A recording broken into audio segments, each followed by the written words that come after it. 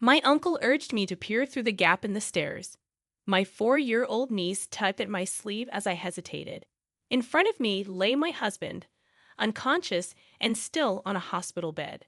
A week ago, he had been stabbed during a confrontation with a burglar who was still on the run. Upon returning home, my niece's peculiar words echoed in my mind.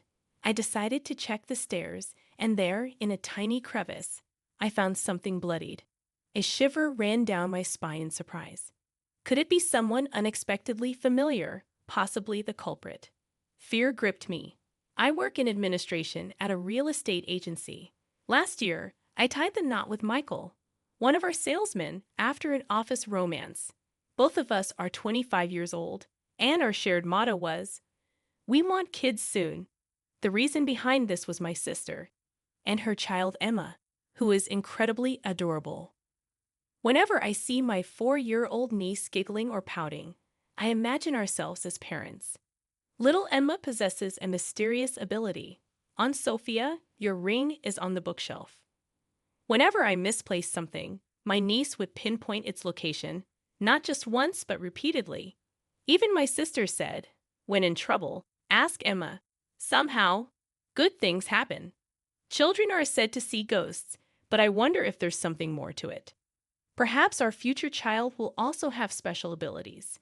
We dreamt of a family with children. However, our newlywed life didn't go smoothly. Shortly after getting married, we started receiving disturbing letters at home addressed to Michael. The words written on them were chilling: break up and disappear. Despite Michael dismissing it as a malicious prank and filing a police report, the identity of the letter sender remained unknown. Our days were filled with anxiety. One day, James, Michael's colleague, visited the General Affairs Department where I worked. It was unusual for someone from the sales department to visit me. When I approached James, he handed me a piece of paper with the same threatening words, "disappear" and "esser" scribbled on it. I gasped, and James looked serious. As a rising star in the sales department, Michael had made enemies, and it was troubling. James crumpled the paper in his hand and said, "I've known Michael since we joined the company. If anything happens, feel free to consult with me." He smiled kindly, offering support in the face of the mysterious threats we were facing. I never anticipated finding Michael in such a dire situation, but having an ally is reassuring. My sister also visited our home, concerned about us despite the unsettling letters. With support from those around us, we stood strong, determined not to let the harassment defeat us. I resolved to stand by Michael. Little did we know what was about to happen. My sister called me in a panic, urging me to come back immediately. It was a Saturday, and Michael, who was supposed to be home after working overtime, was unconscious. I received her call while attending a friend's wedding. Rushing to the hospital, I found Michael lying pale-faced on the bed. I pleaded with him to wake up, gripping his hand, but he remained motionless.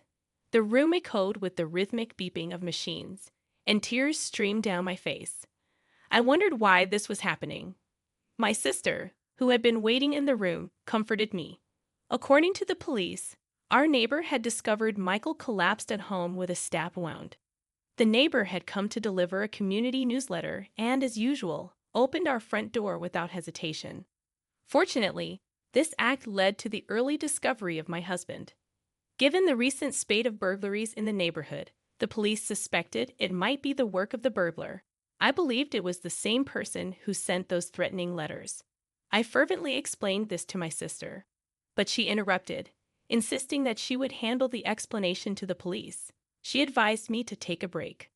I lamented, thinking that if only I hadn't gone to that wedding, maybe Michael would be safe. I prayed for his recovery, but even after a week, he remained unconscious. The perpetrator was still at large. In the hospital room, I spoke to my husband, connected to numerous tubes. There was no response.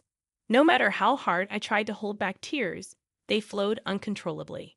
It was challenging to stay positive, even when people encouraged me to. Turning around, I found James, who had been checking on Michael every day, offering flowers and treats to comfort me. I apologized for showing him such an embarrassing sight. I hastily wiped away my tears, but James leaned in and reassured me. Don't worry about it. Just then, an innocent voice came from behind. Aunt Sophia, who's this? I looked back, and my niece Emma stood there, tilting her head curiously. It was her first time visiting. Oh, come on, my sister said curtly to Emma and then greeted James. I apologize for intruding on your family. Well, I'll leave you all to it. With a brief nod to my sister, James placed the flowers down and left the room. Sorry for the sudden visit. Emma insisted on coming to see Michael. My sister looked apologetic, but Emma paid no attention. She stood by the bed, staring intently at Michael's face. Uncle is saying, look into the gap in the stairs. A barge is there. My niece suddenly blurted out, a mysterious statement from behind. A barge? You mean those large ships that transport goods at the harbor? And it's under the stairs. However, my sister insisted that Emma might have something important to say. She was dead serious. As we continued visiting, hours at the hospital passed, and my sister drove me home. Before parting ways, she said, call me if anything happens. But seriously, was there really a gap under the stairs? I retraced my memories, unlocked the front door, and headed toward the staircase. During the incident, Michael had been found collapsed on the stairs, covered in blood. The police had collected evidence and cleaned up. Everything was already in pristine condition. There's a gap at the edge of the bottom step. I noticed a faint trace of red blood. I shone my flashlight inside and saw something reflecting, glinting in the light. I quickly grabbed some tweezers and pulled it out. It turned out to be something unexpected. Isn't this a company badge? In our company, everyone wears a badge with a company logo as an employee ID. The familiar badge was dried and stained with a significant amount of blood. It must have been squeezed into the gap because of the blood. Come to think of it, the police mentioned an unnatural scratch on Michael's fingertip. Could he have pushed something into the gap? The hidden company badge might be a message from Michael, indicating who the culprit is. I immediately called my sister. See, something was found after all. Let's go together to report it to the police, I suggested as my sister bustled around on the other end of the phone.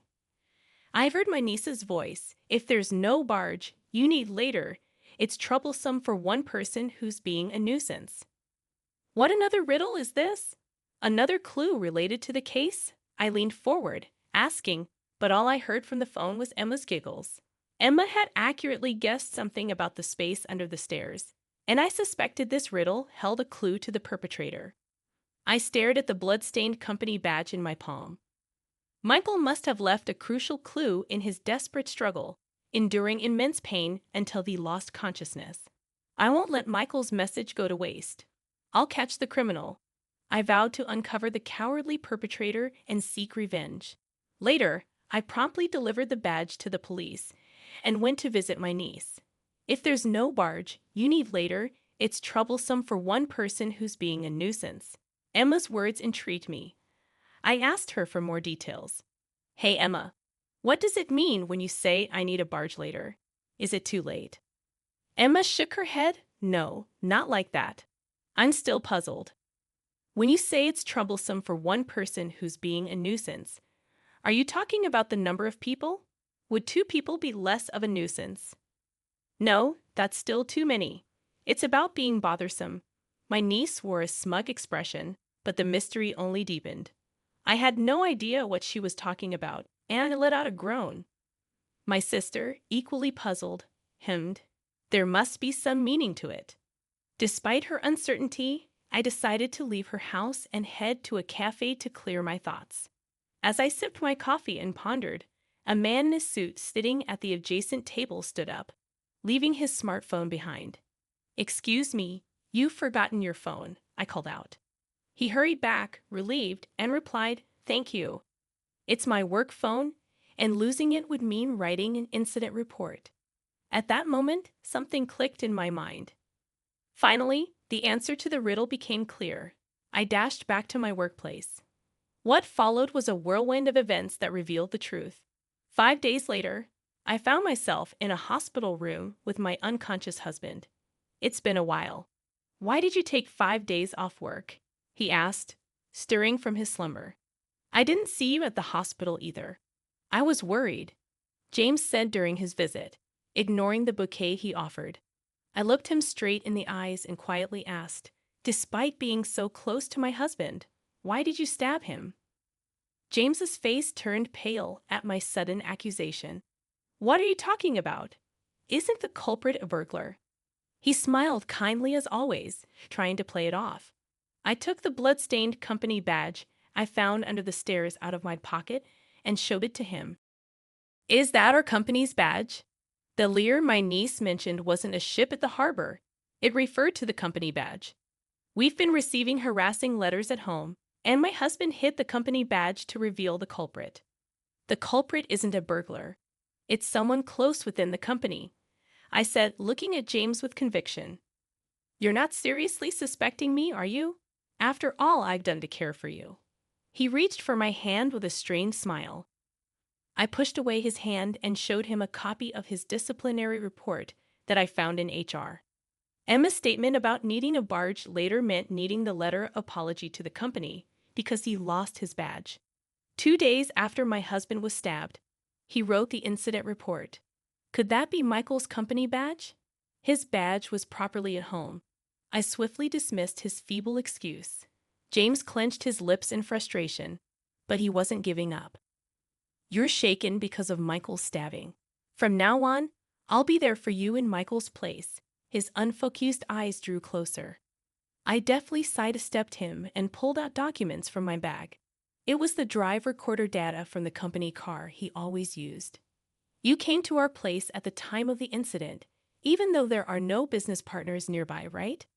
As the data manager for the company's drive recorders, I quickly analyzed James's movements during the incident. Perhaps he had considered erasing the data later, but the company car's recorder was locked to prevent unauthorized tampering. Did you have feelings for me? I asked, watching James squirm. After questioning other colleagues, it became clear that James had secretly harbored feelings for me all along. Furthermore, it was revealed that James resented Michael for supposedly stealing me away from him. Emma's riddle, it's troublesome for one person who's being a nuisance, meant that if someone already had a spouse, Michael's presence would be an obstacle to their marriage. You held a grudge and harassed us, fearing we might get divorced. That's disgusting. James clenched his fists in anger at my use of the word disgusting. I liked you much more than Michael ever did. I thought scaring you would lead to a breakup. He stomped his feet in frustration. Since the letters alone weren't effective, I decided to put a weapon in your mailbox. I thought it would wake you up in fear. Unfortunately for him, Michael unexpectedly returned home earlier than planned and caught James in the act of pulling out the knife. James's stomping intensified as he arrogantly accused me of being the culprit. Do you realize how terrified Sophia is? He warned me never to come near his wife again. So, in your anger, you've used the knife you were holding to stab my husband. Yeah, that's right. It was all for you. Now I just need to finish him off. James defiantly rushed toward the bed, attempting to strangle Michael. Desperate to protect my husband, I grappled with James. Then, unexpectedly, Michael's weak voice cut through the chaos. Enough already. James froze momentarily at the unexpected interruption, seizing the opportunity. I pushed James with all my strength, and he crashed into the door with a loud thud. The curtain he grabbed tore apart, and the hospital staff rushed in, alarmed by the strange noise echoing through the halls. Call the police? I shouted. The staff gathered around, helping restrain James and making emergency calls. Later, when the police arrived, and I explained everything, they took James into custody. He cried out in desperation. We were so close to being happy. What nonsense are you spouting? There was never any chance of happiness for you. I stared at James, pushing him away with a resolute tone. I've loved you all along. I really have. James continued to sob like a child, but his selfish claims held no sway. The only person I love is my husband. Stay away from me forever, I told him sternly. As James was led away by the police, he muttered. Later, Michael regained consciousness and testified against James, leading to his conviction. James would spend about 7 years behind bars. Michael demanded $115,000 in compensation. Even if James were released, losing his job would likely cause financial hardship. As for me today, I invited my sister and Emma over for lunch with Michael. As we sat around the table, my niece grinned and said, "The new chair isn't just one, it's two." My husband and I exchanged glances. It seems I'm pregnant with twins. I'll need to visit the obstetrician soon. How did you find this story? Don't forget to subscribe to our channel. Until next time.